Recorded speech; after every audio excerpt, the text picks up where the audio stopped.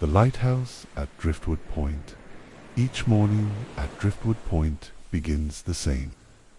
The sky fades from navy to pearl, and the sea hums beneath it, quiet and endless.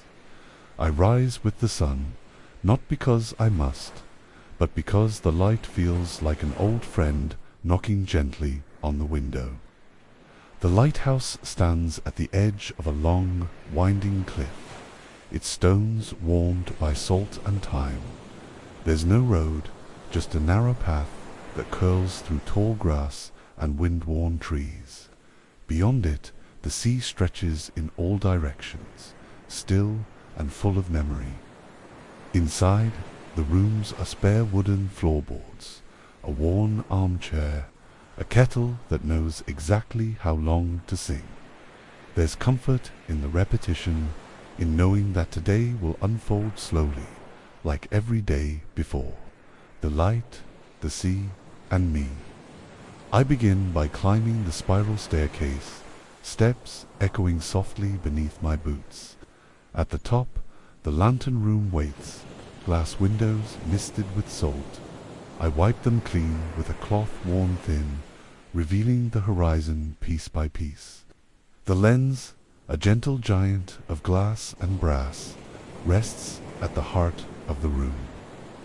I check its oil, polish the frame, and whisper good morning, though it doesn't reply. Still, it listens.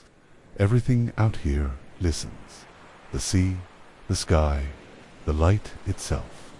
The view from the top is always the same, yet never boring. This morning, the sea is come barely a ripple, like a pane of blue glass. A few gulls circle lazily in the breeze. Far off, a fishing boat moves slowly, its wake stretching like a ribbon behind it. I take a moment to breathe it all in.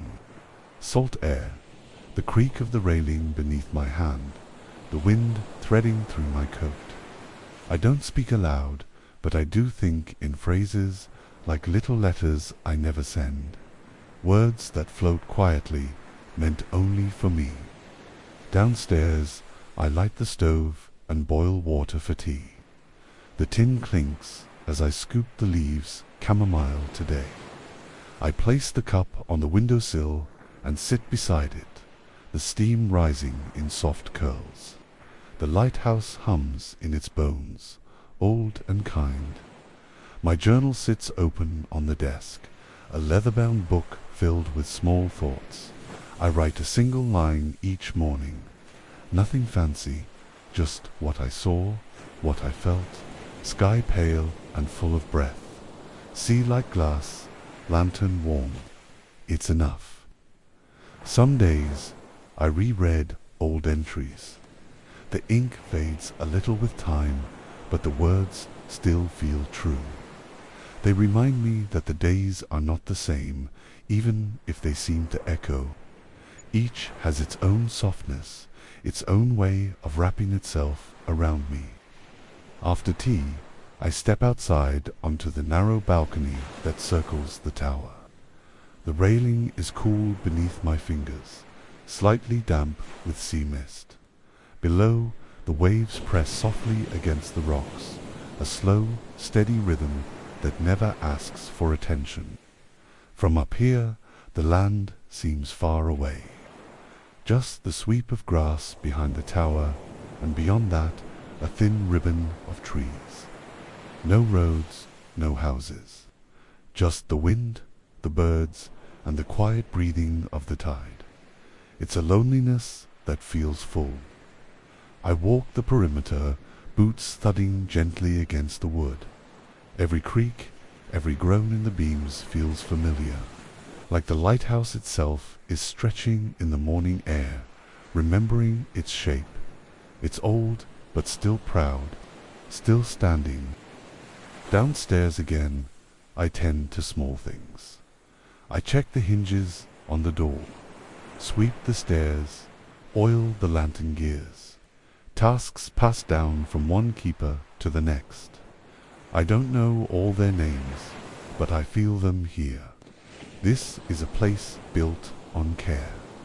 By midday, the sky is high and white, clouds drifting slow like ships. I sit by the window with bread and a sliver of cheese, listening to the wind tap softly at the glass. No need for music, the sea sings enough. Always the same song, always new. I take my lunch slowly, no rush. There's no one to meet, no clock to beat.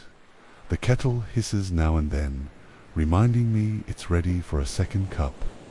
I pour without thinking, the way you do with habits that feel like home. The cup warms my hands. The birds come in the afternoon gulls, mostly some terns. They wheel and dive along the cliffside, their calls sharp but not unpleasant. One lands on the railing near my window and stays there a while, blinking at me like an old friend passing through. I talk to the birds sometimes, just small things. Nice day today, or that wind's stronger than it looks. They don't answer, but I feel heard all the same. Out here, even silence listens. Even the waves seem to nod when you speak to them. Once, I named one of the gulls Charlie. He came 3 days in a row, perched in the same spot. I started saving crusts for him. Haven't seen him in a while now, but I still leave crumbs out, just in case. Some habits are hard to break. The afternoon sun casts long shadows on the spiral stairs. I sweep them again anyway, even if they're not dusty. The motion feels right. Circular, like the lens above, like the tides. Everything here moves in quiet loops, and I move with it. Sometimes I reread the old manual left behind by the last keeper. The pages are brittle and stained, but his notes are still clear. Check the gears weekly. Always clean the glass after a storm. In the margins, he wrote little thoughts, quiet ones. One note reads, "Don't forget to watch the sunset." Underneath it, a date from years ago. I've never missed a sunset since. Not one. Even if clouds cover the sky, I stand at the western window and wait. Just to be there. Just to keep the tradition. Today, the sun dips low over calm water, casting a golden path across the sea. The reflection shifts with the waves broken, then whole, then broken again. I rest my arms on the window ledge and watch.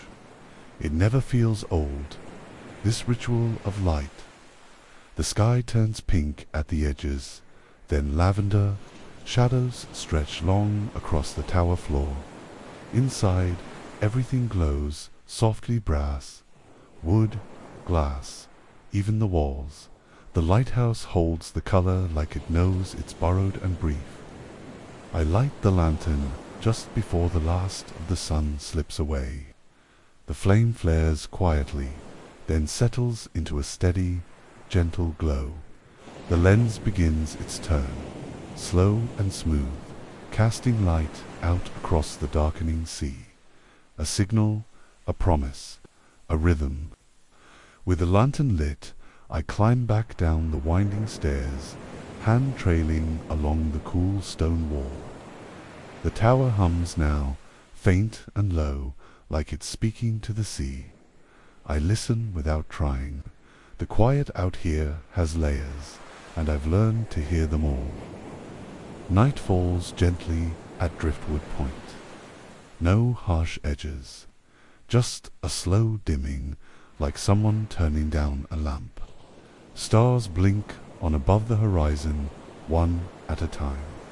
I sit by the window with a blanket and a book, but often I just look out, doing nothing. In the distance, a ship's light flickers tiny, moving steady across the waves. I wonder where it's headed, what's being carried, who's on board, asleep or watching. I don't need the answers. It's enough to know they're out there, passing by. The lighthouse was built to guide others, but it also guards me. Its walls keep the wind at bay. Its light gives the night shape. I've been here so long, I forget what silence without the sea sounds like. I think I'd miss the waves if they ever stopped. Before bed, I make one final round, check the door, the fire, the windows, then I climb once more to the top, look out at the sea, and nod toward the light. A quiet ritual, the kind that says, all is well. And it is. It truly is. In my room, the sheets smell faintly of salt and sun-dried linen. The mattress creaks as I settle in, blanket pulled up to my chest. The walls murmur with the sound of the sea outside, gentle and steady. I close my eyes, listening to the waves roll in. Sleep comes slowly, like the tide. First, my breath softens, then my thoughts. I drift between memory and dream echoes of storms, bright mornings and quiet evenings just like this. The lighthouse keeps watch. I'm not alone. I never feel alone here. Sometimes I dream of walking the shoreline in the dark, the beam of the lighthouse sweeping over me in slow circles. In the dream, I don't need direction. I just follow the rhythm of the waves, one foot after another, the sand cool and familiar. Tonight, the wind is gentle. It hums through the cracks like a lullaby, brushing the curtains, rustling the pages of my journal. I leave the window cracked open, just a little. The sea breathes in and out, and I breathe with it, sinking deeper. I keep a small lantern by my bedside, just in case, but I rarely light it. The glow from the tower filters softly through the window, enough to see the edges of the room. It makes the night feel safe, wrapped in gold, like the darkness is being held. The lighthouse turns steadily through the night, casting long, slow arcs of light across the sea. I picture it, even as I sleep, rotating without pause, the beam sweeping wide and quiet, touching distant waves, reaching ships I'll never see. Sometimes I imagine the light as a thread, stitching the sea to the stars, holding everything together while the world rests. It's not a loud kind of strength, but a quiet one, patient, enduring. The way the tide always returns, no matter how far it goes. The night deepens and the world grows still. Even the birds have gone quiet. Only the sea keeps speaking in soft phrases and quiet murmurs, brushing the rocks, sighing through the cliffs. I turn in my sleep, and the lighthouse keeps its rhythm. Dreams come like slow waves.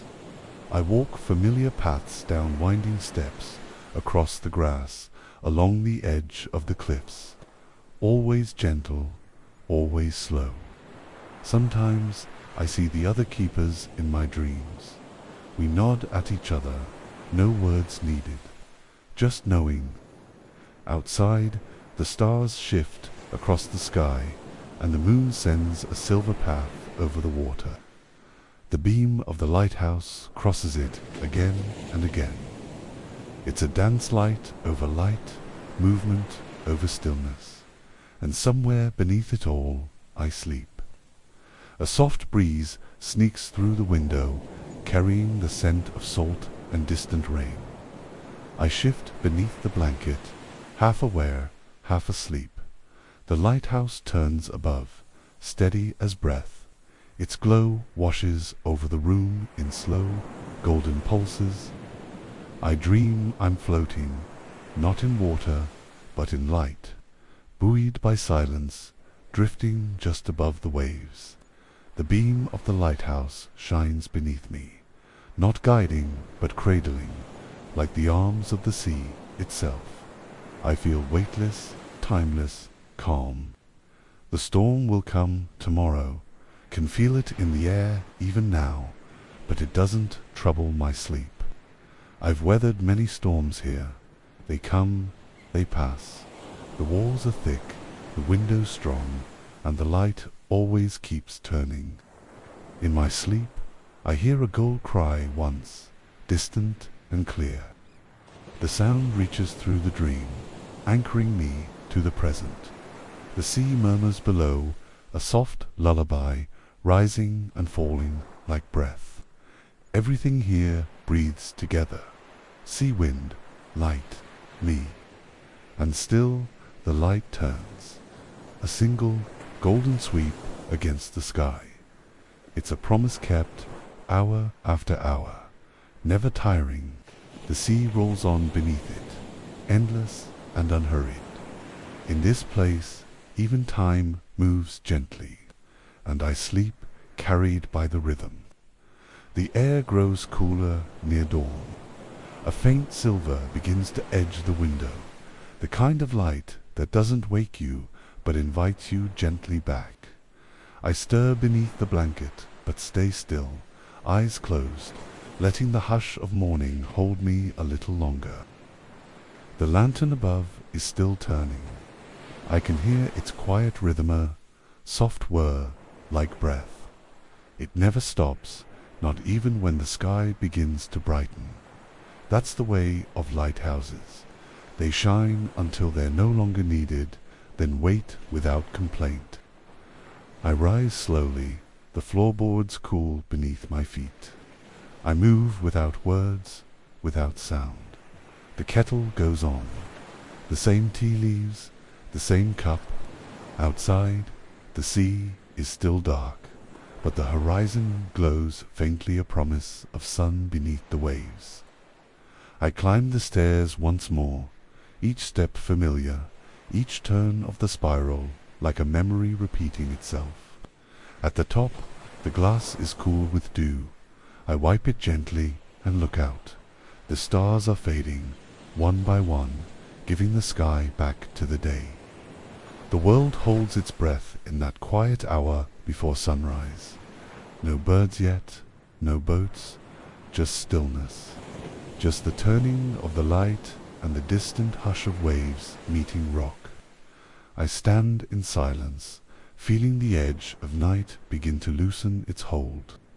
The sky shifts from deep blue to soft grey, then touches of pink begin to bloom above the water.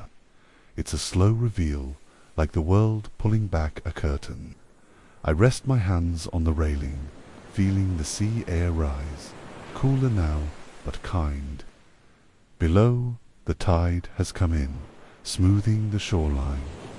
The rocks glisten like old coins, and sea foam gathers at the edges. There's no noise except the water and the faint creak of the tower's wooden bones settling with the coming day. I light the stove again, the flame catching with a quiet whoosh. The kettle begins its slow song. The lighthouse dims slightly as the daylight gathers strength. Its work for the night is nearly done, but it never stops. Not really. From the window, I see the first gull glide past, wings stretched wide, silent in the new light. Then another. Morning begins like this most days, a slow gathering of wing beats and wind, the sea beginning to shimmer with the sun's approach. I pour the tea, the scent grounding me. Everything about this morning is the same as yesterday, and that's what makes it beautiful. Repetition with care. The world doesn't ask me to rush. It only asks me to notice. And I do. I always do. The first rays of sunlight touch the tower, casting long, golden lines through the windows. Dust dances in the light like tiny stars. I sit near the sill, warming my hands on the teacup, watching the horizon slowly stretch and glow. Another boat appears, way out past the rocks. Just a silhouette at first, barely moving. I wonder who's a borderly fisherman, perhaps, or someone simply chasing the stillness of the sea. I raise my cup slightly, a quiet greeting from afar. The tide has pulled fully in now, covering the low stones and sweeping softly at the base of the cliff. The sound is round and full, like a deep breath being taken. The ocean never hurries. It only arrives again and again without fail. I make a note in the journal. Sunrise clear, sea calm, boat at a distance, lantern steady. I close the book and rest my hand on its cover for a moment, feeling the weight of another morning safely recorded, another day beginning with peace. Soon I'll clean the lens again, wipe down the rails, and prepare for whatever small weather comes. But for now, I stay still, letting the warmth fill the room, letting the lighthouse breathe, letting the sea remind me how to simply be. Some might say nothing happens out here, but I know better. Each cloud that drifts across the water, each gust of wind that shifts the grass, each beam of light that reaches afar off ship, it's all part of something, a quiet kind of wonder. I step outside, the wood of the deck warmed by sun. The gulls call softly now, their cries less urgent. One circles close and lands near my boot, tilting its head. I nod at it. Morning, I say, and it blinks as if to say the same in return. The sea sparkles now, full and bright, waves catching the sun like handfuls of light. I lean against the railing and close my eyes. I don't need to see it to know it's there. I can feel it in my chest, steady and deep, like a second heartbeat. A breeze rustles the grass behind the lighthouse, and the scent of salt and wildflowers rises. It smells like the edge of something, maybe time, maybe memory.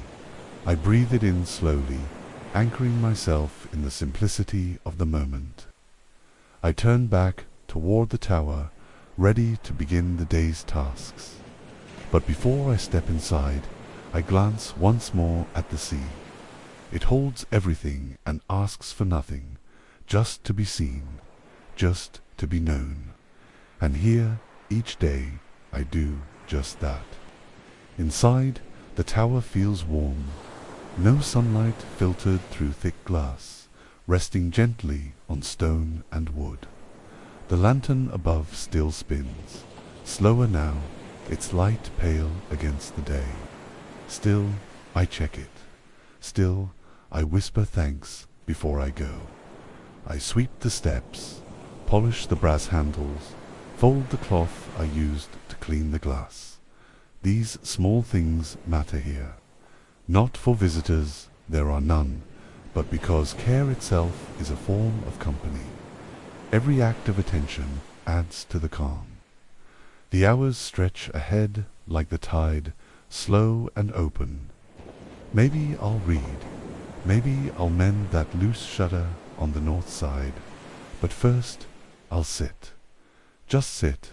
Let the light wash over me. Let the air carry the sea's breath through the open window.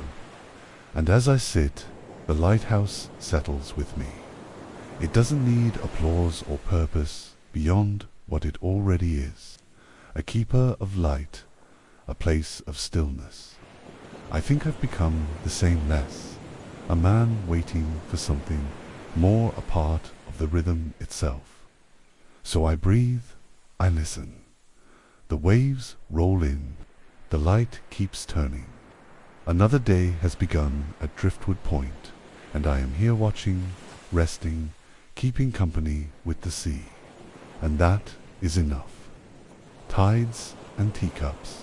At the edge of a sleepy seaside village, where the tide withdrew each morning like a polite guest, there stood a tiny tea shop. Its sign, hand-painted and slightly faded, read, "Tides and Teacups." The door only opened when the sand beneath it was dry. Miss Enid opened the shop just after sunrise, when the sea had pulled back and left glistening shells scattered across the shore. She wore a soft grey shawl and blue slippers that never quite matched. Her kettle was already whistling before the bell rang. Inside, the tea room smelled of orange peel, lavender, and stories long since told. Wooden tables stood near lace-curtained windows, and every teacup was mismatched, as if the ocean had delivered each one from a different, gentler world. Miss Enid lit 3 small candles and placed them in the windowsill. For the sea, the sky, and the tide, she whispered as she always did. She believed the ocean listened, and that it left little gift sea glass, driftwood, smooth round stones. The first customer was always Mr. Paddock, a fisherman with silver hair and a coat that smelled like salt. He never said much, just nodded and pointed to the same cup each time. Enid poured his tea without asking, and added a curl of lemon peel on top. Mr. Paddock sat by the window, sipping quietly while watching the sea reclaim the morning light. He never brought a book or newspaper, just watched. Enid liked that about him. Some people knew how to sit without filling the silence. Enid moved through the shop with the same grace as the tides, soft, unhurried, precise. She refilled the honey pot, arranged the lavender scones just so, and wiped the edges of each saucer as if every guest deserved a moment of care. The village knew her as the Tide Lady. Children whispered stories about her walking the shore at midnight, or speaking with gulls. Enid didn't mind. She thought some magic belonged in the world, even if it only came in teaspoons and steam. After Mr. Paddock left, Enid placed a shell on his empty table, a soft pink one, shaped like a spiral. No one asked why she did it, but many noticed. Each guest left with a cup of tea and something quiet tucked into their day, something small and kind. Around mid-morning, the sun rose high enough to sparkle on the teapots lined across the shelf. Enid polished them with a cloth worn thin from years of use. She hummed softly, an old tune with no name, as the scent of chamomile filled the room. Outside, the waves lapped at the edge of the tide line, never in a rush. Enid stepped out briefly, holding a wicker basket. She scanned the sand, bending slowly to collect sea glass, smooth stones, and the occasional feather that caught her eye.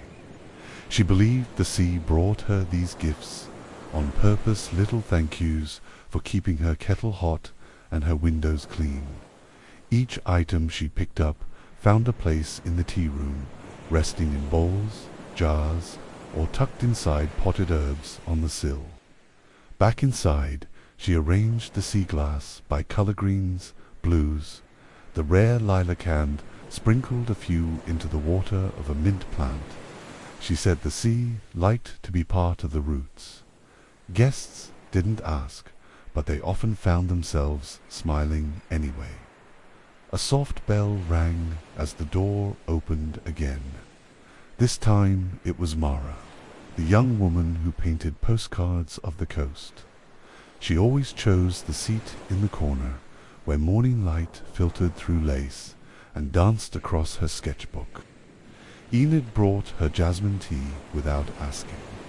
Mara always said the scent helped her draw waves better. "Your waves never break too hard," Enid once said, looking over her shoulder. "That's because they're not angry," Mara replied, smiling. By late morning, the little tea shop was filled with gentle, sounds-clinking cups, pages turning, soft laughter. No one ever spoke too loudly. It was as if the sea had taught them how to speak softly, how to listen without needing to reply. Enid moved between the tables with quiet ease. She remembered everyone's favorites, from rosehip to ruibos, and never needed to write anything down. It wasn't memory, it was attention, and Enid gave hers freely, like sugar in a jar. The tide would begin to return by early afternoon.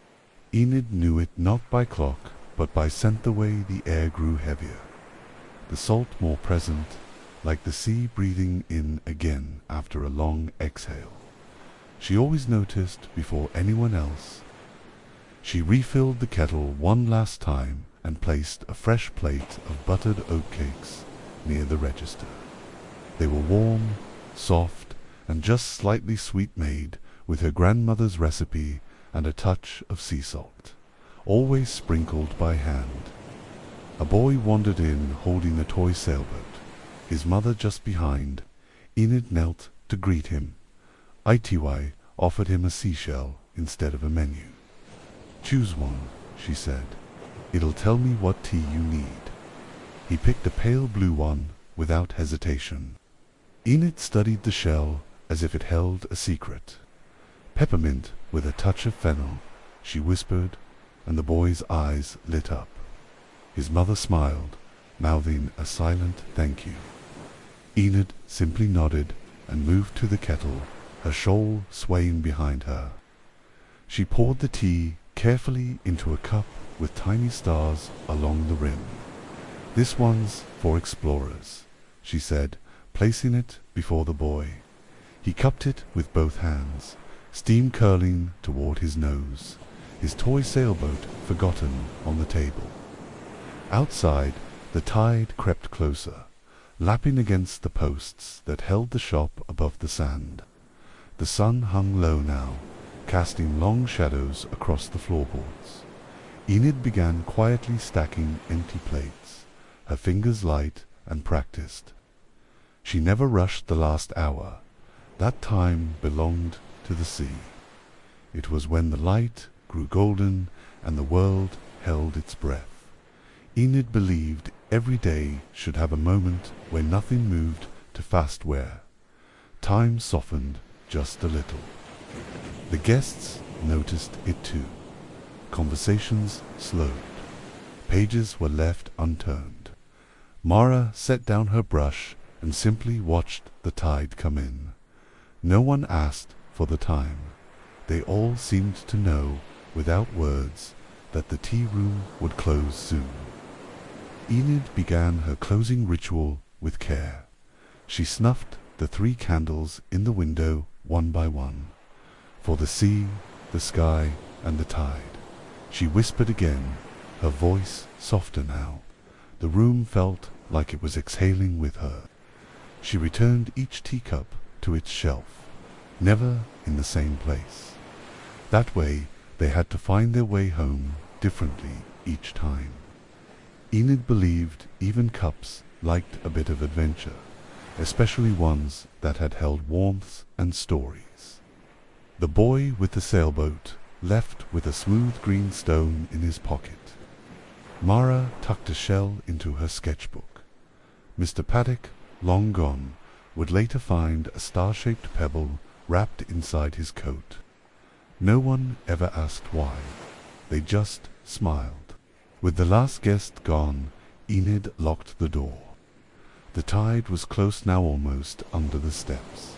Soon the sea would touch the shop's foundation again, cradling it until morning. She stood for a moment, watching the waves reclaim the shore. She lit a final lantern near the counter, casting a warm circle of light. The rest of the shop faded into shadows, teapots and jars glowing faintly like quiet memories. Enid made one last cup of tea lavender, and lemonade sat by the window to sip. Outside, the waves pressed gently against the shop's stilts, their rhythm steady and slow. Enid listened as she sipped, her fingers wrapped round the warm cup. The sea was her oldest guest, never speaking, but always arriving. She closed her eyes and let the breeze slip through the slightly cracked window. It smelled of salt and faraway rain. Somewhere out in the dark, a bell buoy rang, its low chime folding into the hush of water and wood. Enid thought about the stories told today, not dramatic ones, just quiet moments shared between sips, a lost button found, a letter reread, a smile passed between strangers. These were the stories that mattered most, the kind that settled in slowly. The lantern flickered once, then steadied. Enid took it as a sign time for sleep. She rinsed her cup, wiped the counter one last time, and tucked the sea glass into their bowls like tiny dreams resting for the night. She climbed the narrow stairs to the room above the shop. It was small, just a bed, a trunk, and a patchwork quilt stitched with waves. The floor creaked softly as she moved. Even the house seemed to whisper goodnight with every step. She changed into a cotton nightdress and pulled the quilt up to her chest. Outside, the tide rose higher, swaying beneath the floorboards. The gentle creak of wood meeting water was a lullaby she'd known since girlhood. Beside her bed sat a small wooden box. She opened it carefully and removed a smooth, flat stone etched with a spiral. She held it in both hands, eyes closed. It wasn't magic, not really, but it carried something quiet, something old. Each night she made one wish, not for herself, but for someone who had passed through her door. Sometimes she chose a name, other times just a memory, a smile, a thank you, a child's laughter. She whispered it into the stone like a secret. The wind shifted, brushing against the shutters. Enid pulled the quilt tighter and listened. Rain would come by morning. She could feel it in her knees. Still, she smiled. The tea room always felt warmer on rainy days, cozier, quieter. Sleep came gently, like the tide creeping over the sand.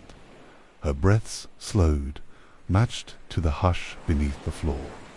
And all through the night, the sea stayed near, watching the little shop, rocking it softly like something it loved. The morning came, wrapped in fog. Grey light filtered through the lace curtains as Enid stirred beneath her quilt. The sea was still high, brushing the steps with soft, foamy sighs. She didn't rise yet. There was no need to hurry. She listened to the water move beneath her floorboards, a sound like breathing. The tide would go out soon, revealing the sandpath once more. Until then, she stayed tucked in, warm and still. The world outside held in pause. When the water finally receded, she rose slowly and wrapped herself in a wool shawl. Downstairs, she opened the window just a crack, letting in the salt-laced breeze. It carried the scent of kelp, driftwood, and rain not far behind. The candles were lit again, in the same order as always, for the sea, the sky, and the tide. She whispered the words gently, her hands steady. Ritual mattered here. The shop listened. The sea listened. That was enough. She set the kettle on its old iron belly, already humming with anticipation. Today's blend would be nettle and lemon balm, perfect for foggy mornings. She moved with the same rhythm as the day before, and yet everything felt new again. By the time Mr. Paddock arrived, the fog had lifted slightly, turning the shop into a glowing bubble of warmth. He nodded once, as always, and Enid poured his tea. This time she added a sprig of rosemary he'd been coughing yesterday. Mara followed soon after, sketchbook in hand, boots damp with morning dew. She chose a different table today, closer to the window, where the fog still clung to the glass-like memory. Enid brought her rose tea without a word. There was a hush in the tea room that morning. Not silence, just softness. Chairs scraped gently. Spoons clinked against porcelain. No one spoke loudly. It felt like the sea had woven a quiet spell over the place, and no one dared break it. Enid sat for a moment herself, teacup warming her hands. She rarely did, but this morning invited pause. She looked out at the retreating tide, tiny pools left behind in the sand. She saw her reflection in the tea, rippling gently. Rain began as a whisper against the roof, barely there at first. Enid smiled, setting her cup down and rising. She fetched a fresh loaf of oat bread from the oven and sliced it slowly, placing each piece on a warm plate near the window. She drizzled a bit of honey across the bread, watching it melt into the soft surface. The smell filled the tea room, comforting, familiar. Guests leaned in a little closer to their plates, savoring the moment. No one rushed, no one needed to. The windows blurred with rain, turning the view outside into watercolor waves. Sky and sand blending into one soft, moving canvas. Mara smiled and began sketching with slower lines, her pencil gliding in time with the falling drops. Mr. Paddock coughed once, then took a sip of his rosemary tea. He glanced at Enid and tipped his cup slightly in thanks. She nodded, already turning back to the counter to prepare the next pot. Everything had a rhythm here. A little girl pressed her nose to the window, watching the rain slide down the glass. "It's like the sky is crying," she whispered. Enid smiled and handed her a cinnamon biscuit shaped like a star. "Maybe it's just washing things clean," she said. Outside, the tide began to rise again, slowly creeping toward the edge of the shop. Enid glanced out and felt the shift, not with worry, but with recognition. The sea was simply keeping time, its version of a clock, patient and eternal. Enid refilled the kettle and tidied the shelves, her hands moving slowly, reverently. Every object had its place: jars of dried herbs, little tins of rare blends, seashells resting beside labels written in careful script. The tea room glowed softly, despite the grey skies. It was the kind of light that made things feel softer skin, thoughts, memories. Guests leaned into the quiet like a blanket. Even the rain seemed to hush itself out of respect. As the water rose higher along the stilts, Enid lit the lanterns early. Their warm light flickered against the fogged windows, casting soft gold across the floorboards. It felt like dusk, even though the sun was still behind the clouds. She moved through the room, gently collecting empty cups and placing small trinkets where they had rested. A piece of coral here, a pale stone there. She never said why she did it, but each token matched its guest in some unseen way. The bell above the door jingled one last time as the final guest slipped out, umbrella in hand. Enid stood for a moment, watching the trail of footprints in the damp sand. The tide would sweep them away soon, as it always did. Enid locked the door gently, her fingers resting for a moment on the brass handle. Behind her, the tea room exhaled into stillness. The tide had nearly reached the steps. The sea, like an old friend, had come to cradle the day's end. She dimmed the lanterns, one by one, until only the small one near her kettle remained. Its glow flickered across the jars of tea, the empty chairs, the rain-speckled windows. The hush in the room was soft, like the pause before a lullaby. She brewed one last cup rosemary, and Vanilland sat in her usual chair. The sea pressed gently beneath her, rocking the floorboards with slow, careful rhythm. She took a sip, then closed her eyes, letting the warmth settle deep. In the quiet, she could hear it all: the sea's breath, the creak of wood, the faint memory of voices. Every sound folded into the next, as though the shop itself was dreaming. She sat still, not thinking, only feeling the weight of calm. The tide reached its peak and paused, as if to listen. Enid rose, finished her tea, and blew out the final light. Upstairs, she slipped beneath the patchwork quilt once more. The hush of water below, like a song only she remembered. Rain tapped gently at the windows as Enid drifted to sleep. Downstairs, the tea room rested in shadows, the shelves silent, the sea glass glinting faintly when lightning flickered far off over the waves. The tide whispered below. Her dreams came quietly, memories folded into fog, waves, and candlelight. She walked the low tide in her sleep, gathering shells that glowed with warmth, placing them into cups without ever spilling a drop. Everything moved slowly. Outside, the sea began to pull back once more, its work done. The rain eased into mist, and the wind grew still. The shop rocked gently on its posts, steady and unbothered. It had always known how to wait for the day to begin again. In the hours before dawn, the candles in the windows would be lit again. Tea leaves would steep, and the tide would retreat just enough. Footsteps would return. But for now, the tea room slept. The world held its breath and dreamed.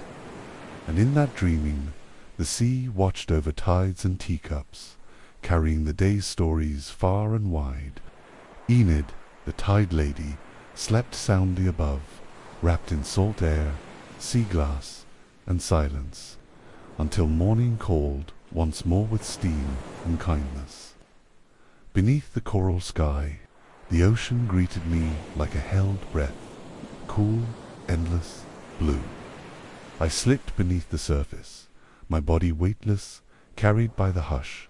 Above, the sun fractured into ribbons of light.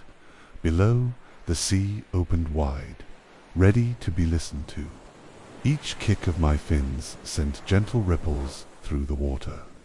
There was no rush here, only slow motion. Fish scattered, then returned, curious and unafraid. The coral below shimmered in colors no painter could name. My breath echoed in my ears, steady, rhythmic. Soft inhale. Pause, exhale. The bubbles floated upward, drifting like thoughts I no longer needed. Down here, I didn't have to speak or decide. I only had to move slowly and see clearly. A school of silver fish passed in perfect silence, their bodies catching the light like scattered coins. I floated still, letting them surround me. They moved as one, then vanished into the blue like a thought forgotten mid-sentence. I reached the reef. It rose beneath me like a city built by time towers of coral, tunnels of light, gardens of motion. Every inch of it was alive, shifting gently in the tide. I hovered there, letting the world unfold around me. Soft coral waved like fields of grass, swaying with each passing current. Small fish darted in and out of their folds, blue, yellow, even translucent, like living glass. I drifted closer, careful not to touch, just watching, just floating. A sea turtle passed overhead, slow and sure, its flippers graceful as wings. I turned slowly to follow its path, letting myself be pulled by its rhythm. It paid me no mind. I was just another shape in the water, welcome but unnoticed. Below, a patch of anemones pulsed gently, their tentacles glowing under the filtered light. Tiny clownfish hovered within, moving in delicate patterns, never straying far from the softness. Their world was measured in inches, not miles. I descended farther, the colors dimming into deeper blues and greens. The reef changed hairless light, but more stillness. The shapes grew stranger, the silence thicker. It felt like entering a dream, soft-edged and slow. At a bend in the reef, I found a ledge where I could rest. I folded my legs and let myself settle on the sandy bottom. The sea held me gently. Above, the surface was gone. Around me, time moved in slow spirals, untouched by urgency. Tiny bubbles escaped from the reef, rising slowly past my mask. I watched them drift upward, catching slivers of sunlight as they went. Each one felt like a quiet thought let go, floating toward the surface where worries waited. A pair of angelfish glided by, their fins trailing like silk. I didn't move. The sea taught me patience rewarded stillness with beauty. Down here, motion was measured, every movement a whisper, not a shout. My fingers brushed the sand, and a stingray stirred, lifting gently from its hiding place. Its body flowed like fabric, its eyes calm and curious. I watched it disappear into the blue, its path as smooth as a lullaby. Beyond the reef, shadows hinted at deeper places. I kicked softly, slow strokes guiding me past coral towers into a cavern lit by shafts of light. It was cool and quiet, the silence almost sacred. I slowed my breathing even more. Inside the cavern, a sea fan stretched like lace across the opening. Tiny shrimp clung to it. Nearly invisible, I floated near, watching their quiet world unfold. No rush, no sound, just the gentle sway of water and the rhythm of life. The cavern narrowed slightly, but the light still reached through in soft beams, catching dust-like plankton in its glow. It felt like drifting through a slow snowfall, each particle turning gently in the quiet blue. A small octopus peeked out from behind a rock, one eye blinking curiously. Its skin changed color as it studied me soft pink, then blue, then pale as sand. I remained still, and after a moment it slid from its hiding place and moved on. The current shifted, brushing against my arms and legs like a slow breath. I let it guide me back out of the cavern, where the coral waited, glowing faintly under the mid-morning sun filtering down in golden streaks. Back in open water, the sea opened wide again. I turned slowly in place, taking it all in the reef. The fish, the endless blue. There was no horizon here, only color and motion. I felt small, but not lost, part of something larger. I swam along a ridge where the reef dropped off into deeper water. The edge was sharp, but beautiful home, two long trailing sea grasses and bright purple coral that looked like fire frozen mid-dance. The deep hummed beneath me. A gentle slope led me downward, where the light dimmed and the colors grew cooler. Here the sea whispered in a lower voice, not unfriendly, just older. I followed its pull, slow and calm, like drifting through the pages of a dream. A jellyfish floated past, pulsing with quiet grace. Its body shimmered in pinks and blues, long tendrils trailing behind like ribbons in a breeze. I kept my distance, admiring its slow, hypnotic dance in the open water. The deeper I went, the more the ocean felt like memory soft, echoing, endless. I passed a broken anchor half buried in sand, its chain curled like a sleeping serpent. Around it, coral had begun to grow, reclaiming the metal in silence. I drifted past a sunken beam part of an old boat. Maybe fish moved through its shadow, weaving in and out like thread. The ocean took what it was given, turning forgotten things into part of its rhythm, into quiet beauty. I paused to rest near a bed of seagrass, where small creatures darted and disappeared. A seahorse clung to a blade, its body swaying with the current. It didn't flee, just floated there beside me, as if we were both part of the same pause. The water here was cooler, the blue deeper. Shadows stretched longer across the sand, and sounds from the surface no longer reached me. It felt like the world had narrowed to breath, movement, and the slow dance of the sea. I swam slowly along a ridge of coral shaped like an open hand. Inside its palm, fish gathered striped, spotted, glowing faintly. They darted and circled, a gentle storm of color held in stillness. I hovered nearby, watching, weightless. A distant whale call echoed through the deep glow, long and filled with meaning I couldn't grasp. It moved through my chest like a slow drumbeat. Everything paused, as if the ocean itself had stopped to listen. In a small cave nearby, soft blue light filtered in through a hole in the ceiling. Tiny shrimp floated in the column of light like falling stars. I entered slowly, careful not to disturb the stillness. It felt like a sacred place. I sat on the sandy floor, legs crossed, arms at rest. Around me, the reef pulsed gently, alive but calm. I could have stayed there forever, suspended in that silent chapel of coral and water. My breath slowed, even my thoughts quieted. The longer I sat, the more I noticed tiny movements in the sand, soft flickers of light on the cave wall. The way the current shifted every few moments, like the sea adjusting its position, making room for me in its vast stillness.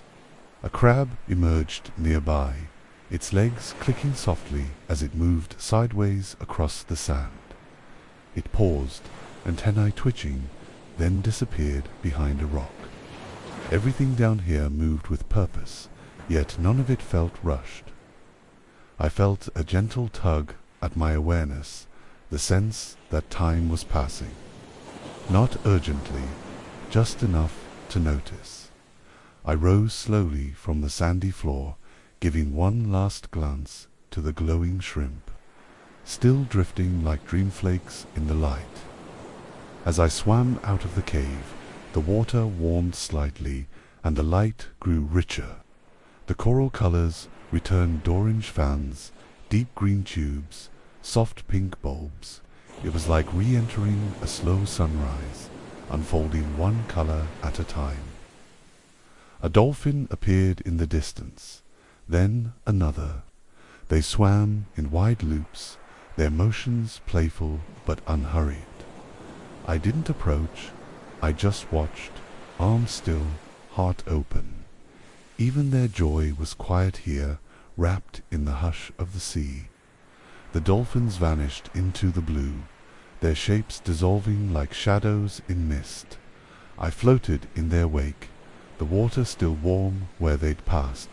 A few tiny bubbles rose past me, silent and slow, catching the light as they drifted upward. I swam along a reef wall, its surface covered in life. Starfish clung to crevices. Sea slugs crept with velvet grace. Every inch was alive, but none of it called for attention. It just existed, beautiful, quiet enough.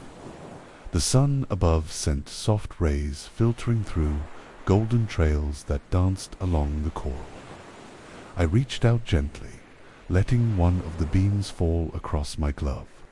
It felt like touching light, like holding time in the palm of my hand.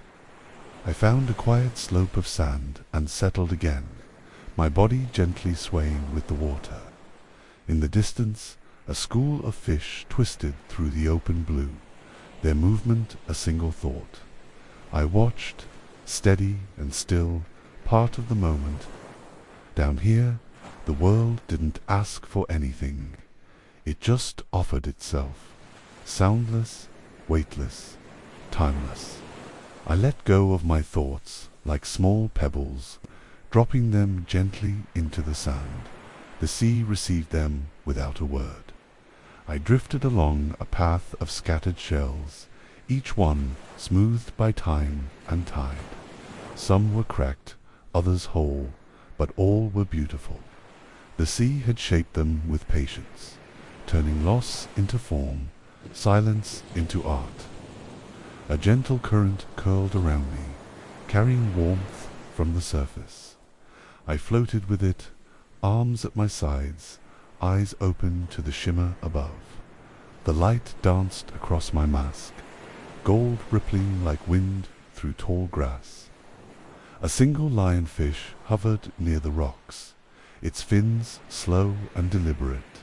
Dangerous, yes, but it moved with elegance, like fire slowed down. I admired it from a distance, knowing even the sharpest things could still be beautiful. As I turned a corner of the reef, I found a garden of soft corals, purple peach, and pale green. They pulsed gently with the tide, breathing with the ocean. I floated above them, still as a shadow, letting the moment stretch. Time blurred. I could no longer tell how long I'd been drifting. There was no need to know. Down here, the hours folded softly into one another like waves, each one carrying me further into peace, into presence, into stillness. I passed a cluster of sea sponges, their surfaces bright and porous, like sculptures shaped by breath. Tiny fish darted between them, vanishing and reappearing like flickers of thought. The reef was alive in ways I couldn't name, only feel. Beneath an overhang, I spotted a moray eel, its head barely visible. Its eyes met mine for a moment, calm, alert, not afraid. I nodded slightly, as if to say, "I see you." It blinked slowly, then returned to stillness, part of the rock once more. The sand below shimmered with faint trails marks left by crabs, rays, or the sea itself. I followed them with my eyes, tracing their gentle curves like sentences written in a language only the ocean could speak. Above, the surface glittered with distant suns. I began my slow ascent, not with urgency, but with care. The water lightened gradually. Each upward motion felt like a goodbye whispered softly, not a door closing, but a chapter ending. The reef faded beneath me, but its presence lingered in my chest. I rose through layers of blue, the sounds of my breath returning like waves lapping at shore. I didn't leave the sea behind. I carried it with my quiet, steady, alive. Near the surface, the sunlight grew stronger, breaking the water into golden webs. I floated just beneath it, watching the light shift with each ripple. It felt like drifting beneath a stained glass sky, warm and endless. A single silver fish glided past, its scales catching every ray. For a moment, it looked like a star swimming through daylight. I followed it with my eyes until it vanished into the brightness, leaving only the shimmer behind. I surfaced slowly, my face breaking through into warm air and soft breeze. The world above greeted me, gently, no noise, just the hush of small waves and the rustle of water slipping off my gear. I floated on my back, staring up at the sky. Clouds drifted lazily overhead, just like the fish below. I felt suspended between two vast worlds, one above, one below, holding its own kind of calm. The taste of salt lingered on my lips. My body felt light, my mind even lighter. I closed my eyes for a moment, letting the sun warm my skin. The reef, the coral, the quiet, they were still with me, just beneath the surface. I began to swim slowly, toward shore, each stroke smooth and measured. The water wrapped around me like silk, holding me steady. The reef was behind me now, but I could still feel its rhythm echoing in my chest. Small waves lapped against my arms as I moved, their sound soft and familiar. The surface shimmered with scattered light, as if the sea was still trying to speak in flickers and glints, telling me not to forget. I reached the shallows where the sand turned gold beneath my feet. Seaweed swayed in thin strands, dancing in the tide. My shadow stretched below me, elongated and rippling, as if the ocean still held part of me in its grasp. I stood slowly, water dripping from my gear, heart still quiet. The beach was empty, peaceful. Only the wind moved, brushing against the dunes and whispering through the grasses like a lullaby I half remembered. Turning back, I looked once more at the sea. The waves rolled gently, steady and patient. I dipped my fingers into the tide, letting it touch my skin one last time. A soft thank you returned. The ocean never asked, only gave. I walked slowly up the sand, each step sinking slightly, warm grains clinging to my heels. Behind me, the sea whispered farewell not loudly, but with the hush of something ancient and kind. I didn't look back again. I didn't need to. At the edge of the dunes, I sat and removed my fins, laying them beside me like folded wings. The air was rich with salt and sunlight. My body was tired, but not in a heavy way, more like a quiet exhale after a long, gentle song. I closed my eyes and let the memories drift back. The coral, the shadows, the flicker of fish, and the soft pulse of reef life. Each moment moved slowly through my mind, like bubbles rising, each one holding a part of the stillness. The world around me returned, but softly. Birds called in the distance. Leaves rustled gently. I listened, not comparing, not choosing, just noticing. The ocean had taught me that to be still, to see, to let things come and go. I brushed sand from my hands and stood. The sea was behind me now, yet somehow still within me. My footsteps left prints in the sand, already fading. The tide would return to smooth them away, as it always did, patient, faithful, calm. I made my way back up the path through tall grass and sun-warmed stone. Each breath I took felt deeper, quieter. I was still wrapped in the ocean's rhythm, carrying it with me like a soft tide inside my chest. The breeze touched my skin gently, as if the sky had its own version of water.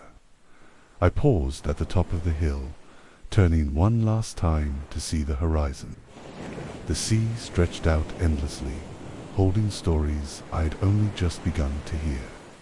Far out, a single wave curled and fell, barely audible from where I stood.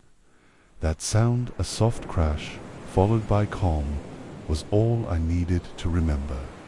Not the image, not the depth, but the feeling, the weightlessness of quiet. The day moved forward, slow and golden. I walked home with sand between my toes, salt on my skin, and peace in my bones. The sea had given me more than a dive. It had given me stillness. It had taught me how to listen. That night, as I lay in bed, I closed my eyes and saw blue. I felt the coral beneath me, the hush around me, the gentle rise of breath in my chest, and I slept deeply, as if cradled by the ocean itself beneath the coral sky.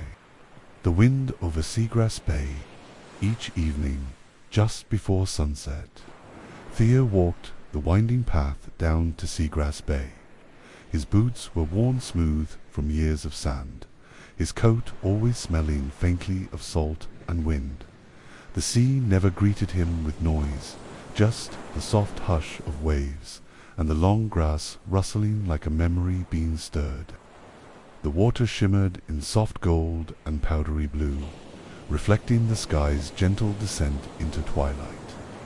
Theo always paused at the same spot beside a driftwood log, its surface bleached silver by sun and time. He would sit there in silence, letting the rhythm of the tide settle deep into his chest. Some nights the wind carried laughter from a distant cottage. Other nights just the low hush of waves and the rustle of reeds. Theo liked both.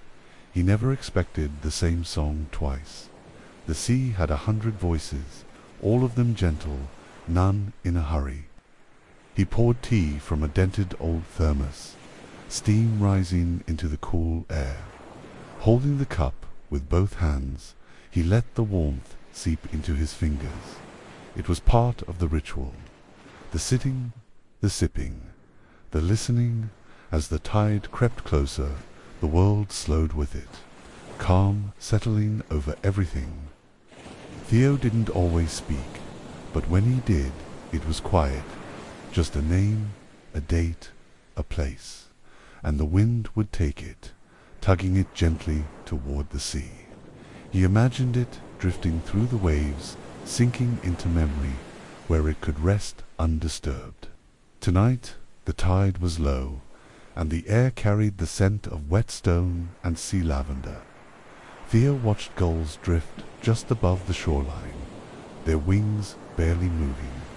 Everything seemed balanced wind, water silencer stitched together by time. He took a small shell from his pocket, pale and ridged, worn smooth by years at sea. He held it in his palm, then placed it beside him on the log. It wasn't a gift or an offering, just a memory made solid. He let it sit in the open, touched by wind. As dusk deepened, Theo lit a small lantern. Its glow spilled softly across the sand, casting shadows that flickered like old film. He remembered how ships used to look at night, small dots of fire on endless dark. He hadn't forgotten that feeling. Once, long ago, he had sailed for weeks without seeing land. Back then, the stars felt closer than the shore. Now, he found comfort in the bay's curves, in knowing the shape of every dune, every tide-worn path. Stillness suited him now. A breeze stirred his hair and slipped beneath his collar. Theo smiled faintly, recognizing its direction. "North wind tonight," he murmured.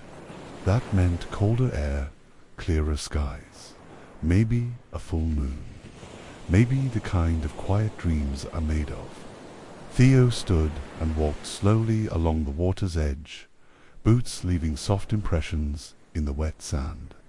The tide reached for his feet, curling in and slipping back as if trying to remember him. He let it, walking in rhythm with the sea's breath. Bits of driftwood and seaweed lined the shore, scattered like forgotten thoughts. He nudged a piece of coral with his toe, then bent to pick it up smooth, pink, shaped like a crooked star. He placed it in his coat pocket without a word. Out near the rocks, he saw an old buoy rocking gently in place. It creaked with every sway, like a voice trying to speak in the wind. He used to check that buoy every morning in younger days, back when mornings were louder, faster. He remembered storms too, how the waves turned dark and wild, how the wind screamed against the sails. But he didn't fear them now. Memory softened the sharp edges. Even the harshest weather had become part of the same quiet rhythm. The lantern's glow followed him as he walked a warm flicker against the blue shadows of evening.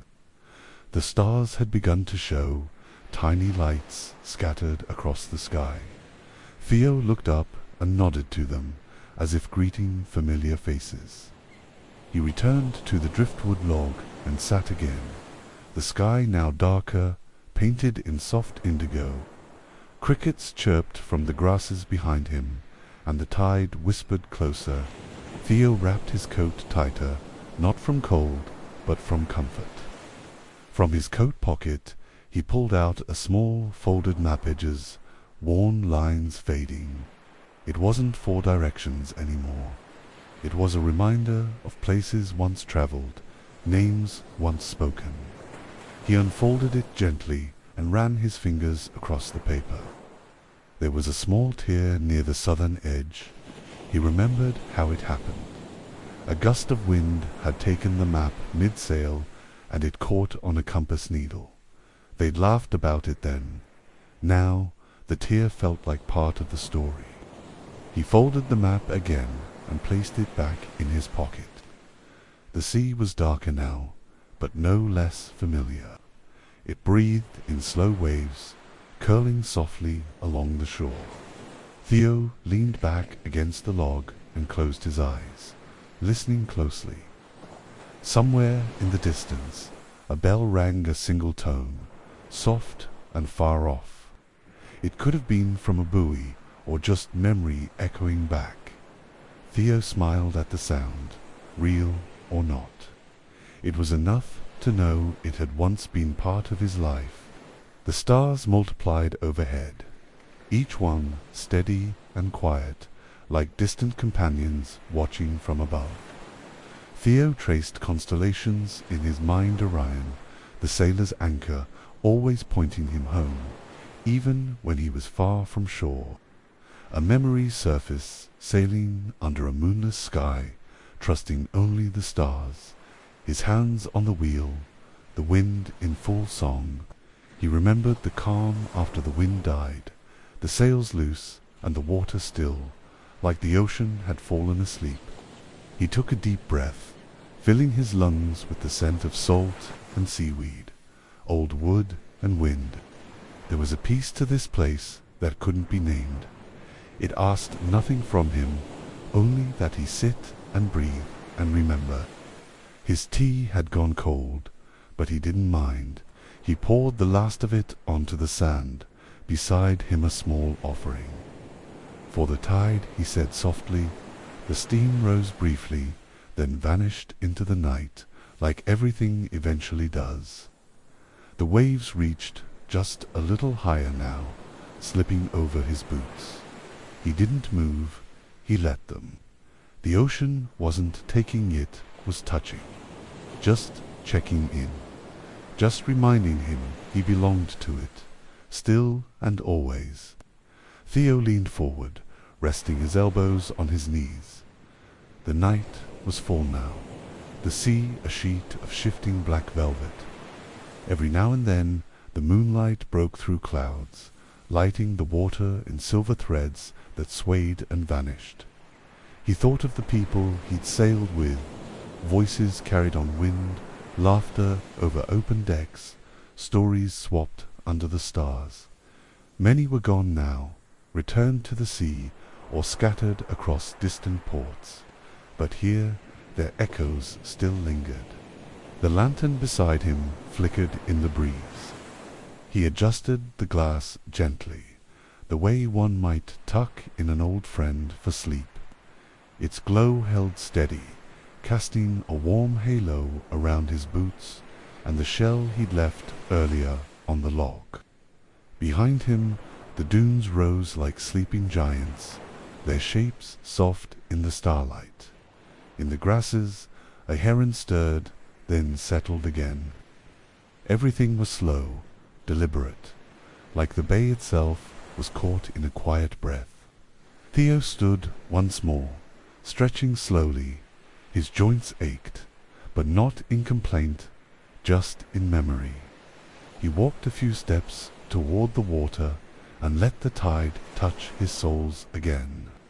Still here, he whispered, and still listening, he watched the moon rise higher, its reflection dancing gently across the waves. It reminded him of lanterns swaying from shipmasts, guiding the way through dark waters. Even now, it felt like it was showing him home, though he was already there. The sea was quieter now, each wave smaller, softer, like a conversation winding down. Theo stepped back from the tide and returned to his spot beside the lantern.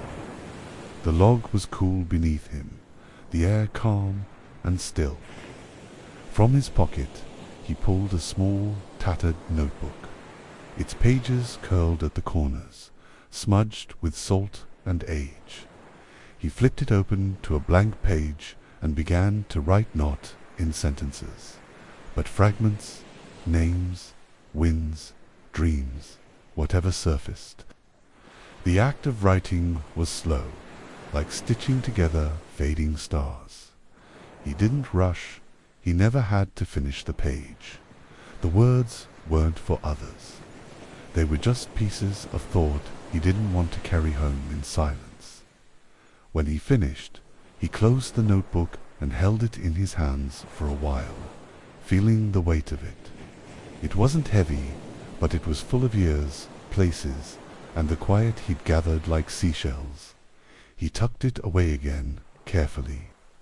The lantern's flame wavered gently, casting thin shadows across the sand. Theo watched the flame with quiet focus.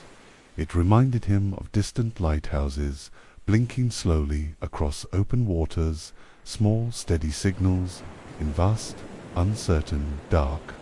A breeze picked up again, cooler now, brushing through the reeds with a soft whisper. Theo listened, not to words, but to feeling. The wind had a language of its own, more suggestion than sound, more presence than message. He stood and walked along the shore once more, letting the tide swirl around his ankles. In the moonlight, the water glowed faintly, filled with dancing flecks of light. Bioluminescence, he remembered, little sparks in the sea.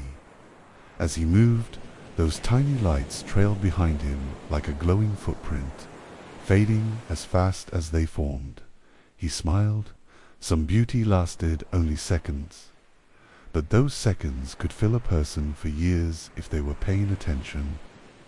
Returning to the log, he picked up the shell he'd placed earlier.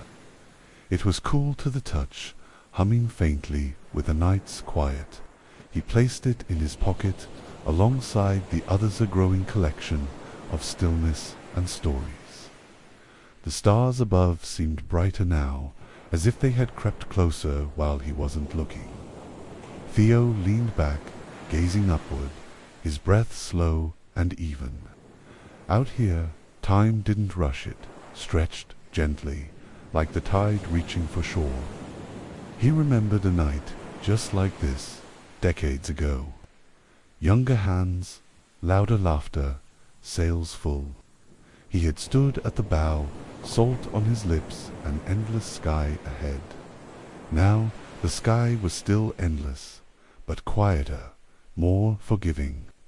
The sea, he thought, had a way of teaching without speaking. It taught patience, surrender, and how to let go.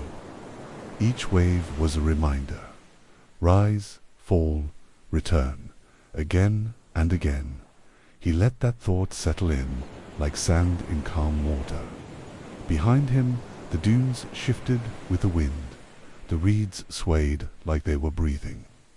Even the stillness here had movement, gentle, deliberate. Nothing tried to be more than it was. And maybe that was the lesson he'd come to learn. Theo took one last look at the dark horizon.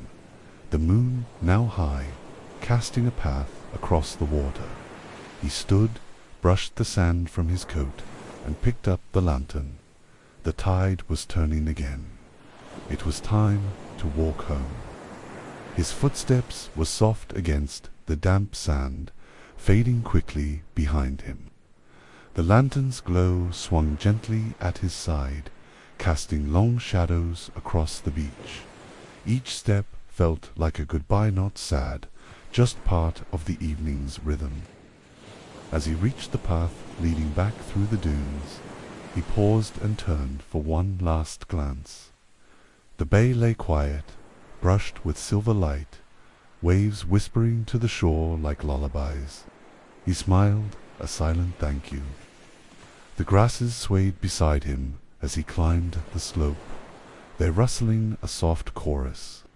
Behind him the sea carried on, unchanged and unhurried. Ahead the cottage light glowed warm through the trees, his anchor in the quiet night. He reached the porch, set the lantern down, and sat on the steps. The wind had followed him, now softer, curling round him like a shawl. He leaned back, eyes on the stars once more, letting his thoughts drift like ships. Inside, the kettle would soon boil. The walls would be filled with old books and older maps. But for now, Theo sat in silence, the sea behind him, the night around him, listening, remembering, and feeling completely at peace. The stars above blinked slowly, steady companions in the hush. Theo breathed in deeply salt, pine, cool air. Every scent belonged here, woven into the land like old rope into dock wood. He let the stillness soak through his skin. From somewhere down the coast, an owl called once. Then again, its voice echoed softly across the bay.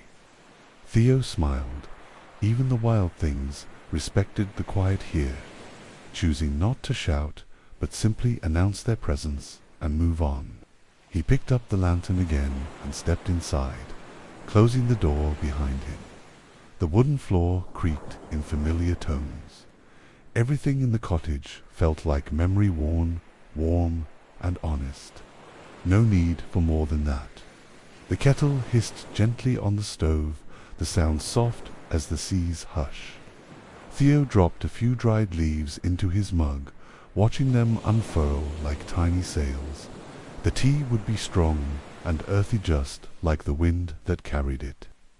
He sat near the window, steaming mug in hand, and looked back toward the dark bay. He couldn't see it any more, but he felt it like a slow breath just beyond the glass, still out there, still holding him, still listening. The tea warmed his hands, the mug fitting just right between his fingers. He took slow sips, each one steadying his breath. Outside, the wind brushed against the windows, not knocking, just reminding him it was still there. He lit a single candle on the table, its flame soft and flickering. Shadows danced along the wooden walls, moving like the sea had followed him inside. He liked that thought, the ocean keeping him company even in sleep. Theo opened the notebook again and wrote a single line. "The tide knows what I've forgotten." He smiled as he closed it. That was enough for tonight. No more stories needed to be told. The rest could wait for another evening. He rose, stretching slowly, joints murmuring with age. The bed was already turned down, the sheets cool, the pillows soft. He moved toward it with the ease of someone who had long since learned how to rest without guilt. As he lay down, the window cracked slightly open. The wind flowed in, gentle and cool. The sound of waves returned soft, rhythmic, close. He closed his eyes, the sea still moving in his mind, pulling him calmly into sleep. The candle's flame flickered low, its light tracing a warm arc on the ceiling. Outside, the tide shifted again, slowly pulling back from the shore. The bay breathed its quiet rhythm, unchanged, eternal, just as it had the night before. In his sleep, Theo stirred once, then settled. His breath matched the pulse of the waves, rising and falling in perfect time. There were no dreams, just stillness, a kind of peace that went deeper than words or memory. The wind curled gently through the window, carrying with it the scent of sea salt and distant pine. It moved through the room like a story unfinished, but complete in its telling. It touched his cheek, then vanished into shadow. Outside, the stars turned slowly across the sky, drifting westward. A shooting star crossed the horizon, silent and brief. The lighthouse far down the coast blinked twice, steady and slow, keeping time in the dark. The lantern on the porch flickered out as the oil ran low. Its light faded without ceremony, leaving only the glow of moonlight on the dune grass. Everything was still, as if the whole world had exhaled at once and gone quiet. The sea, now full of night, whispered against the shore. The waves left trails of foam that glowed faintly in the starlight, like messages scrawled in light. They faded, but not without leaving something behind, some feeling, some knowing. In the cottage, the old floorboards didn't creak. The kettle was quiet. The books remained untouched, resting like memories on a shelf. Only the wind moved, slow and careful, turning each curtain into a soft breath. Theo's chest rose and fell in time with the silence. No clock ticked. No alarm waited. The night held him gently, like the tide holding a shell without clinging, without pressure. Just presence, quiet and sure. The last cloud drifted past the moon, revealing the bay in full silver light. The dunes shimmered. The reeds bent slightly. The tide rolled in once more, as it always did, soft as a sigh. The sea was still listening. And in the quiet cottage above Seagrass Bay, with salt in the air and peace in his breath, Theo slept. The wind moved on, the stars wheeled overhead, and the ocean whispered stories to the shore slow, endless, and calm. The lighthouse keeper's light. The sun dipped low beyond the horizon, painting the sea in hues of amber and blue. On a rocky island just beyond the curve of the coast, the lighthouse stood tall, silent, and steady. Its windows caught the last of the light, holding on to it just a little longer. Inside, Thomas moved slowly through the lantern room. His hands were careful, practiced, respectful. Lighting the beacon wasn't just duty, it was ritual. Each evening he polished the lens, checked the fuel, and waited for dusk to take hold. The wind pressed gently against the thick glass, whispering from the sea. Thomas paused, listening. He never rushed this part. He swore the wind spoke to him, sometimes not with words, but with memories. It knew him, and he knew it. The flame caught with a soft breath of light, and the lens began to turn. The beam swept across the water slow, steady, patient. A signal, a promise, a comfort for anyone still at sea. Thomas stood for a moment, watching it make its first full circle. He stepped outside onto the narrow balcony, coat flapping gently in the breeze. Below, waves touched the base of the cliffs, rhythmic and soft. The night was coming quietly, as it often did, here without drama, just peace. The sky deepened into shades of violet and grey, and stars began to pierce through, one by one. Thomas leaned on the railing, mug of warm tea in hand, the ceramic smooth from years of use. He watched the light sweep over the sea, steady and calm. Each rotation was like a breath one that reached far beyond the island. It reminded him that even in stillness he served a purpose. Somewhere, perhaps, a ship's captain would glance toward his light and feel just a little less alone. He returned inside, the thick door closing behind him with a gentle thud. The lighthouse's stone walls held the day's warmth.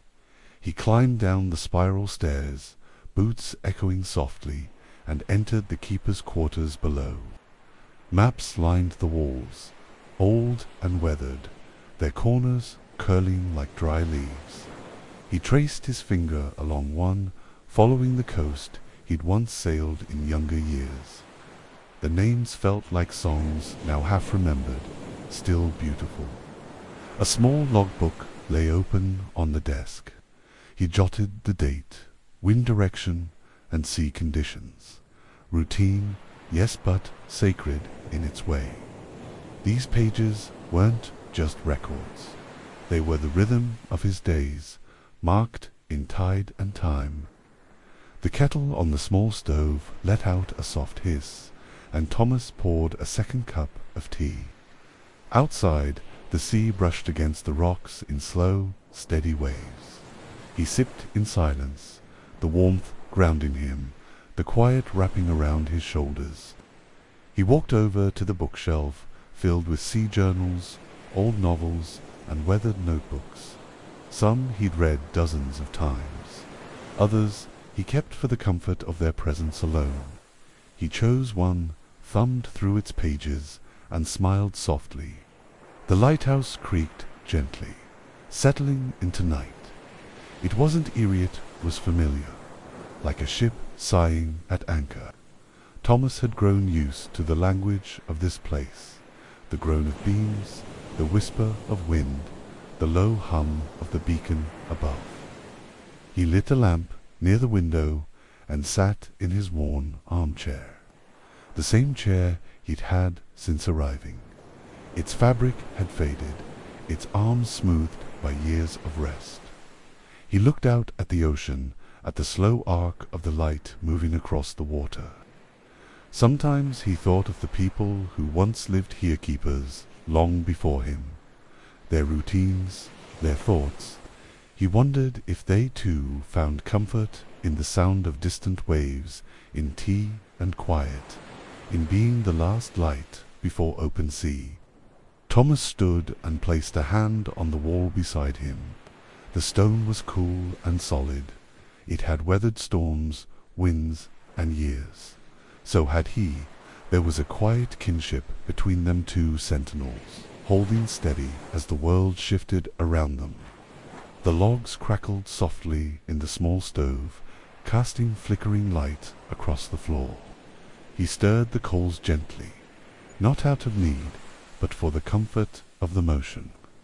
The glow reminded him of lanterns in ship cabins long ago. Outside, the sea called in low tones. The tide was beginning to change, and he could hear it in the pool of water on stone.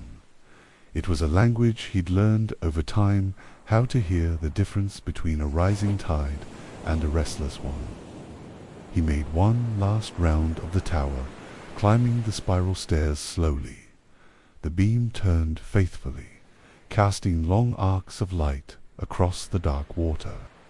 Thomas checked the oil, the glass, and the flame, all steady, all strong. He stood at the top for a while, listening to the quiet hum of the lens and the wind around the tower. No one else was near, no ships tonight, but still the light turned, just in case someone needed it, just in case someone was watching. Back on the balcony, Thomas leaned on the rail, staring into the night. The sea stretched out like a dark quilt, stitched with moonlight. The stars above blinked slowly, steady and distant, like quiet companions keeping watch with him. He thought of an old friend, a fellow sailor, long gone now. They used to sit on deck and count the stars, trading stories, sharing silence. You steer by the stars, his friend once said, but you sleep by the sound of the sea. Thomas smiled at the memory. The sea had a way of holding moments like that, never loudly, just patiently, somewhere out there, The laughter, the footsteps, the voices of those long past still echoed, softened by time and tide. The wind picked up slightly, brushing his coat and tugging gently at the edge of his scarf. He tightened it around his neck and took a deep breath. Salt, night air, and something older, something like memory. He closed his eyes for a moment. From the tower's height he saw no ships, no distant lights, just the endless dark, moving and alive. He whispered, not loudly, just enough for the sea to hear, still watching. Then he turned and descended the stairs in calm silence. In the keeper's kitchen the clock ticked softly. Thomas warmed his hands by the stove, the orange glow flickering across his face. The logs shifted with a gentle crack.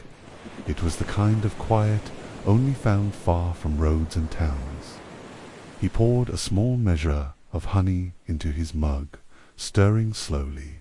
The tea smelled of chamomile and dried citrusa, comfort from the mainland. He didn't miss much from that world, but tea and warmth were always welcome. He sat at the table with the logbook open, tracing old entries. Some dated back years' notes about heavy fog, high winds, a single ship seen passing east. His handwriting had changed slightly, but the rhythm remained steady. He added tonight's note in careful script. Clear sky, gentle wind from the northwest. No vessels sighted. Light functioning steady. Then, beneath it, smaller, calm sea. No visitors. Peaceful. He tapped the page once, then closed the book. The flame in the lamp beside him danced gently. He watched it for a long time, letting thoughts come and go like driftwood on a tide. There was no urgency. The sea would speak if it wished. Until then, he would listen in silence. Thomas stood and moved toward the window. Outside, the ocean shimmered beneath the moon, waves brushing the island's edge with soft, steady sighs. The light above turned smoothly, sweeping over the water like a slow, gentle breath. His reflection stared back at him in the glass-lined face. Grey hair, eyes that had watched many nights fall just like this. He lifted a hand and touched the pane, not to see out, but to remind himself he was still here, still present. Behind him, the room was still. The only sounds were the faint tick of the clock and the slow shifting of firewood. No engines, no voices, no rush. The island existed in a world apart, where time didn't hurry it, simply passed. He opened a drawer and pulled out a small wooden box. Inside were folded letters, faded photos, and tiny trinkets from years long gone. Each piece told a quiet story: a dockside farewell, a ship's name, a night under foreign stars. He didn't read the letters tonight. Just touching them was enough. Their weight, their worn edges, held memory in a way words didn't have to. He closed the box gently, like returning something sacred to the care of time. Thomas placed the box back in its drawer, then stood for a moment, his hand resting on the edge. The room held stillness like a harbor holds boats safely, patiently. Outside, the sea continued its endless conversation with the shore. He walked slowly to the bedroom, lantern in hand. The hallway was narrow, the floorboards creaked softly beneath his steps. He didn't mind. The lighthouse had its own voice, one that only grew quieter when he listened more. His bed was simple, tucked beneath a small window that framed a slice of sky and sea. He placed the lantern on the nightstand and sat on the edge, removing his boots slowly. Each motion was familiar, worn into routine like the tide's return. He lay back, arms resting across his chest, eyes open to the ceiling. Faint moonlight spilled in, brushing the floor in pale ribbons. The sound of the beacon's slow turn above echoed softly through the stone, steady and sure. As he closed his eyes, he felt the rhythm of the sea beneath him, the slow rise and fall, the hush of waves on rock. The lighthouse was still, the island held in silence, and Thomas, keeper of the light, drifted gently into sleep. The night deepened, wrapping the island in a quiet blue hush. The waves curled softly around the base of the cliff, as if whispering stories too old to tell aloud. In his bed, Thomas slept, his breath rising and falling with the rhythm of the tide. The beacon turned steadily above, casting its golden eye out over the open water. No ships passed, no lights returned its gaze. Still, it kept turning faithful, patient, steady. Not for attention, but because that's what it was made to do. Clouds drifted in slowly, pulling across the stars like soft curtains. The sea darkened, but not threateningly, with the kind of peace that asks nothing. The lighthouse stood silent and tall, its light sweeping the horizon again and again. Inside, the clock ticked softly in the kitchen, and the stove's last embers glowed a deep orange. The whole house breathed in stillness. Each creak of wood or brush of wind felt like part of a lullaby only the island understood. In dreams, Thomas walked the shoreline barefoot, the sand cool and firm beneath his feet. The moon hung low, and a soft wind tugged at his sleeves. No destination, no urgency, just walking, just listening, just remembering. In the dream, sea foam traced gentle lines around his ankles, then faded. He paused to look back, his footprints already softening, claimed by the tide. The shoreline was quiet, endless. He walked on, unbothered by where it led. A distant gull cried overhead, its voice stretching into the wind. It wasn't lonely, just present like everything else in the dream. The ocean sparkled under moonlight, and the breeze held the scent of salt and memory. He stopped near a familiar rock, one he'd known for decades. It hadn't changed, still firm, still watching the sea. He sat upon it, resting his hands in his lap, and gazed out across the dark horizon. The waves murmured their welcome. In the dream, he wasn't old nor young, just as he was complete, unburdened. The sea before him didn't ask, didn't offer, it simply was.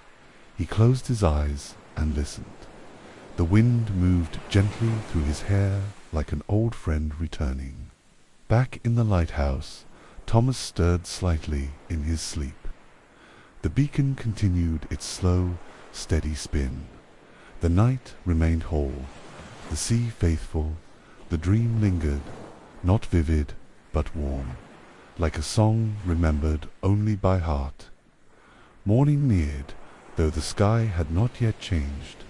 The stars still held their places, but a subtle shift stirred the air. The sea, too, seemed to notice its surface just a little lighter, its waves a little more curious. Inside the lighthouse, the fire had gone out. The kettle sat cool, but peace lingered like mist on glass. Thomas still slept, his expression calm, his hands resting over the blanket as if holding something too gentle to wake. The wind slipped through the cracked window, carrying the first hint of dawn. It touched his cheek, soft as breath. A signal, perhaps, that another day waited, but it asked nothing of him. Just a nudge, just a whisper. Above, the light continued its rotation, casting golden arcs over the grey water. It had shone all night for no one in particular, and yet that was the point. A promise kept even in solitude, a guide even if unseen. Out at sea, a single gull glided low, wings outstretched, cutting a smooth line through the morning air. It turned once, then vanished behind the cliffs. The island held still, as if pausing to savor the last hush of night.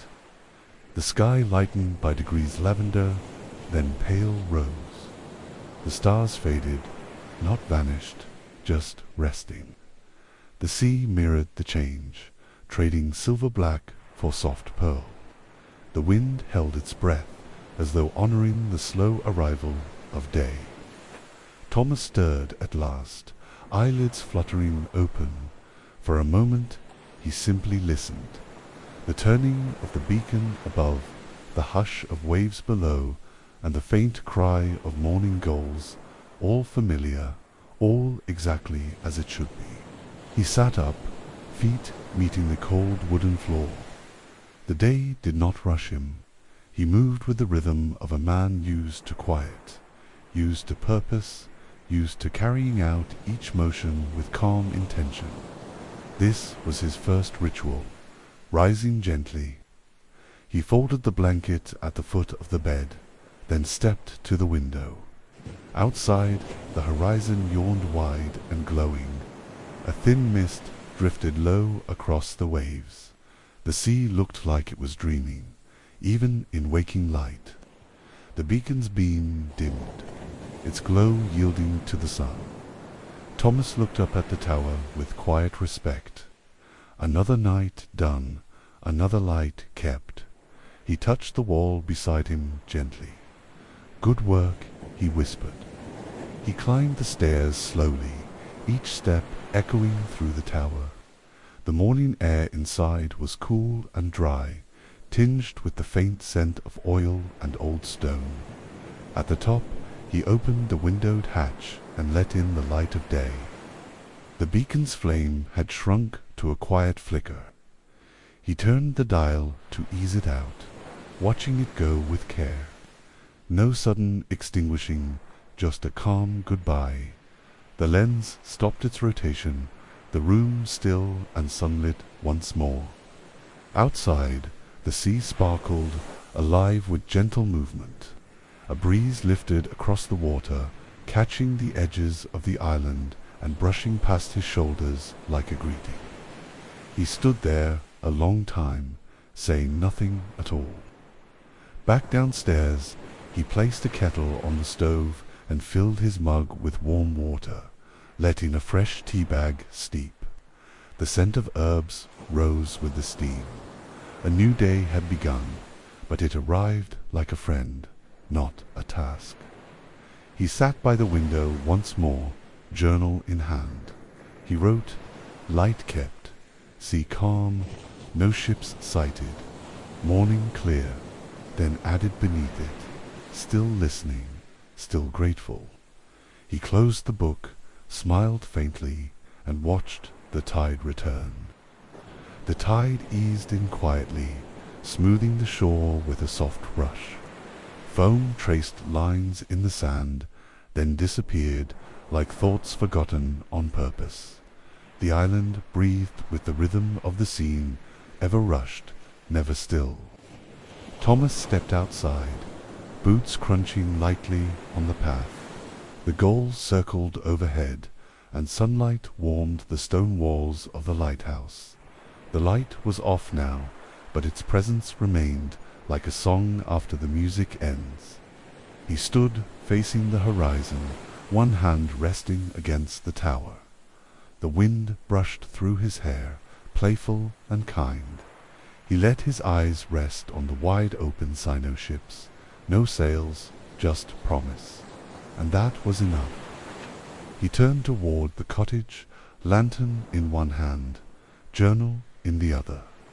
The lighthouse stood behind him, tall and certain.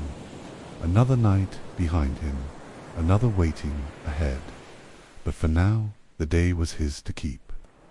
And so the keeper walked back along the quiet path as the sea whispered and the sky opened wide. Behind him, the lighthouse waited silent, watchful, ready to shine again when called. The light was his to tend. The night the wind remembered. The night was quiet, the kind of quiet that feels full, not empty. A gentle wind brushed along the hills as a lone traveler followed a path lit only by stars. They didn't know where it led, only that it asked nothing but stillness. Ahead, lantern light shimmered from a village tucked into a valley. Chimneys exhaled faint wisps of smoke, and windows glowed with the comfort of sleep. The traveller paused, hearing laughter carried on the breeze, familiar though no faces appeared. A single street lamp flickered as the traveller passed beneath it, boots soft on stone. They smelled bread, soil, and the last of the day's sunlight on stone walls. The village, it seemed, remembered things without needing to speak them aloud. The road turned gently, rising toward a low hill where wildflowers slept in the grass. At the top, the traveller saw the ocean glimmering below silver and calm, stretching far beyond the edge of knowing. With a breath, they stepped off the hill's edge onto a new trail, this one sandy and warm. The wind carried the scent of salt and coral. Somewhere far below, fish moved through moonlit water, and a reef pulsed in slow, living silence. Though feet remained on land, the traveller's thoughts drifted under the surface. Bubbles rose in memory. Shadows of manta rays and sunken ships swam in the edges of their mind. The sea was not quiet, simply spoke in slower time. They passed a tide pool, glowing faintly with bioluminescence. Each tiny flicker a whisper from another story, one they half remembered, a name surfaced Theo perhaps, or maybe just a feeling too gentle to be named. The path narrowed again, lifting from the sand to stone steps wrapped around a cliff. Up and up, until the sea was far below. The wind turned cooler, more watchful. In the distance, a light spun slowly in circles steady, eternal. At the top, a lighthouse stood. Its windows glowed gold, and its beams swept calmly over the waves. The traveller stepped inside. A journal lay open on a desk, for words were scrawled on the page. Still listening, still here. They left the journal untouched, only adding a shell to the windowsill before continuing on. The beacon turned behind them, casting one last arc of light across the path ahead. The wind, again, shifted this time, softer. The land sloped gently down to a quiet bay, lined with reeds and driftwood.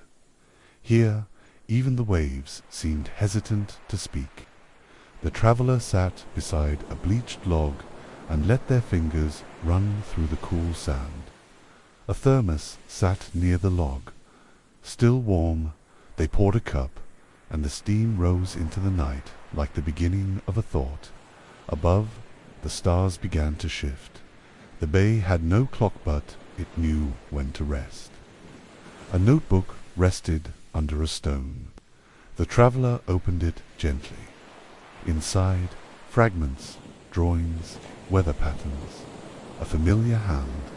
No signature, only a final page that read, "Everything returns here eventually, even light." They left the notebook and stood again.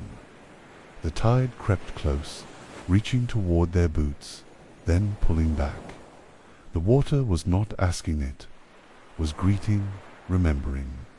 The wind lifted, brushing hair from their face like an old friend. As they walked the curve of the bay, a heron passed overhead in silence. The moon glowed higher now, and the water shimmered with calm. The world had grown weightless, like everything was holding its breath just a little. The path narrowed once more, winding between dune grass and rock. Then, slowly, it returned to where it began, at the edge of the village, where all lights were now out and even the windows had closed their eyes. The travelers stopped beneath the same street lamp. It no longer flickered. The stone beneath their feet was warm, as if it had been waiting. They looked back not with longing, but with thanks. Every step had carried memory. They sat beside the path and pulled their coat tighter. The breeze wrapped around them gently, like a story being told one last time. The stars above spun slowly. The sea hummed softly in the distance. No one appeared, no voice called, but nothing felt missing. The world, just as it was, had offered its story, one told in tide, wind, light, and rest. One the traveler hadn't needed to understandly receive. They closed their eyes, the wind quieted, the sea breathed, and the night, the whole vast, patient night, held them there in perfect stillness, until even thought gave way to sleep.